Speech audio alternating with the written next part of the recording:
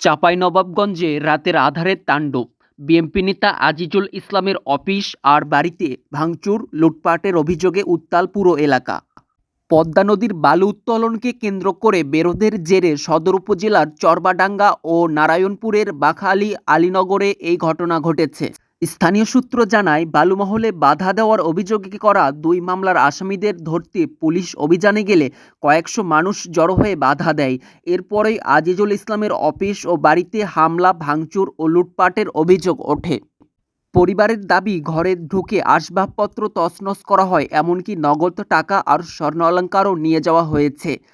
তারা আরও অভিযোগ করেছেন, আত্মগোপনে থাকা এক আওয়ামী লীগ নেতার নির্দেশে এই হামলা চালানো হয়েছে।